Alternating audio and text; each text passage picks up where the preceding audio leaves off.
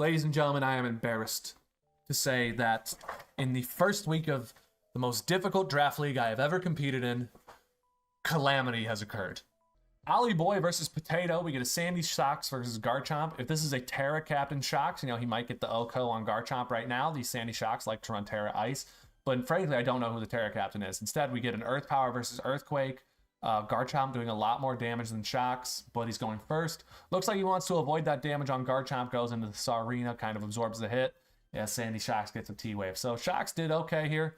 Got some initial spikes up, but they got spun away. Got chipped down on Garchomp, paralyzed the Sarina, so he's kind of doing his job here. Ends up going into Corviknight, who matches up really well into the Sarina, but not enough to scare it off. So he ends up getting punished for that U-turn. This match is going fast, baby, fast. Corviknight gets seed bombed. Again, I think you just leave Corviknight in now and maybe punish this Sarina, see what he wants to bring at you with this thing. He's just taking his knockoff so he can get him, and Sarina dies. Maybe he should have went for that sooner. But you never know with these people. You never know when people are just not going to switch on you. Iron Moth burns his booster energy, gets a Fiery Dance off. If he's got Energy Ball, he might be able to KO Diancie here, as he does. Looks like we're a little ill-prepared. We got Terapagos, who goes for a Terra Shift, Terra Shell, distorting type matchup, so it's not very effective, and then it KOs. Woo! A nice way to take out the Iron Moth, very simply. Very impressive. Annihilate on the field. Terra Dragon, Annihilate. Dragon typing is nice because it gives you a whole host of resistances and lets you take hits, which Annihilate loves because it boosts the power of Rage Fist. So I understand where they're coming from with that, especially looking at this team. Maybe not with a strong fairy like Diancie. Bug Buzz comes through, ends up critting, but not enough to KO, and Annihilate might just be sweeping here. Ogerpon might also come in, be able to KO, but with that defense boosting and that dragon typing, you're going to have to hope that embody aspect damage is big enough. It's not. You need about double that. Ogerpon hangs on, but the... no play rough on the Ogerpon is just killing him. I mean, I don't know why you don't bring that versus a team that has a dragon, a dark, and a fighting type. You got to bring play rough in that matchup. And just a huge win for Potato early on. Looks like some bad coverage moves options were kind of the punishment there. And if he had maybe prepped a little bit better, that could have been a very different game. So here we got an interesting matchup. Probably one of the worst looking teams and one of the best looking teams. All right, I'm going to level with you guys. I think Lechonk is one of the worst looking teams in this entire draft league. However, rumor has it that Lechonk is just grotesque. Like, apparently this guy is a great player. Apparently he's disgusting. But he's got Revival Blessing, healing his Pokemon. He's got walls like Skeledirge and Tinglu. He's got a Terrain Setter, and then he's got Quark Drives. So he's just kind of all over the place. He's speccing into a lot of different strategies. He's got high offense, high defense, and he's bringing out revives. We're going to see how this goes. Versus a really classic looking HO team on the other side. I mean, Snowy Kurama is one of the best looking teams in this league, if you ask me. So let's see how this plays out. Oh, let me mute those sounds. I apologize. We got Skeledirge versus Deoxys turn 1. We get a boosted special attack stat off the Torch Song, as well as Stealth Rocks going up. That's what Deoxys Speed tends to do. It tends to just be a utility Pokemon. Arcanine comes out getting Intimidate. Obviously, Skeledirge doesn't care, but he resists the Torch Song quite nicely. Goes for a Crunch. Skeledirge saw that coming, though, with the Colbur Berry. You see, Lechonk might have a bad team, but he's smart. He expected a Dark-type attack. Yeah, so he was able to expect kind of... People who use these items that negate the power of certain type attacks, these are players who are able to see the field and what's coming at them.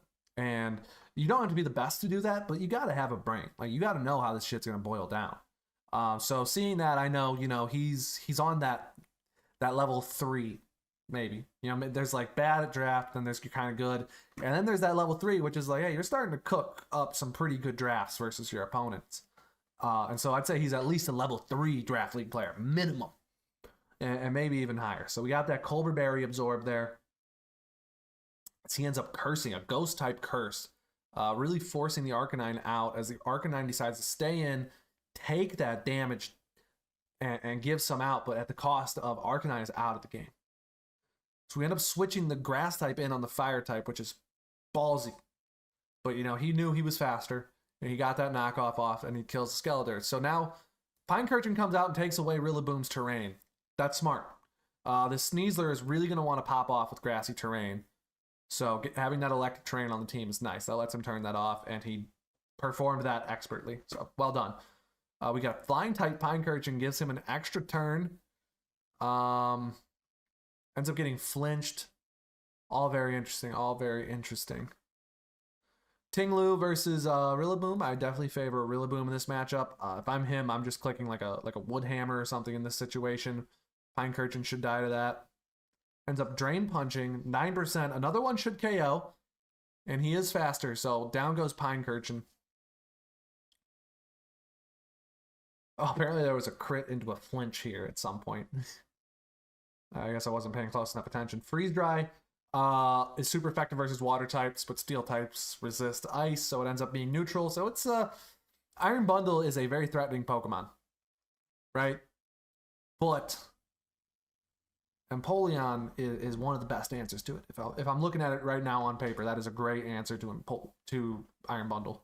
And he's even able to KO with Flash Cannon. I guess I've never realized how good of an answer he is to Iron Bundle before, but he truly is. We had Surf and a Tinglu. Tinglu, very specially defensive, doesn't really mind. Yeah, he can just click Body Press here. I don't know why he's going for Ruination. Yeah, Body Press does way more. I guess maybe if our opponent switches, Ruination is better. Fair. Grassy Glide is looking pretty sweepable now. I saw the record, right? I was looking at who the kill leaders are in this league, and I saw someone has 2 deaths, which means someone is about to get Revival Blessing here. And I know who it is. It was Pincurchin. He brought back the terrain Pokemon to give him another opportunity to set up Iron Leaves to sweep. So it looks like he's going to let himself get KO'd here. Nope. Nope. Deoxys sets up spikes, goes for a superpower. Pincurchin goes for spikes of his own. Man, is this going to be a 7-0 sweep here? Quark Drive ends up boosting Iron Leaves. Speed boost, attack boost. Knocked off the Twisted Spoon. As Psyblade comes out, does a ton of damage.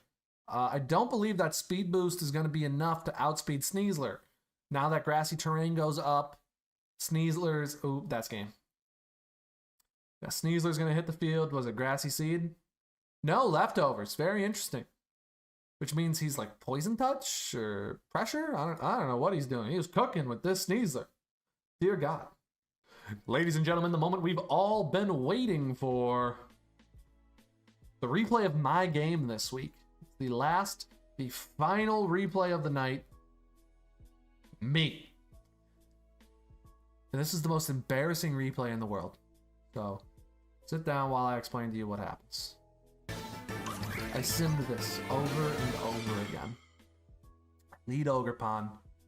And even if he ends up being Wisp Dragapult, I was able to find outs during my simulations. And that's what ends up happening. The only thing that I didn't account for in my simulations was this guy right here, Necrozma, the Psychic type.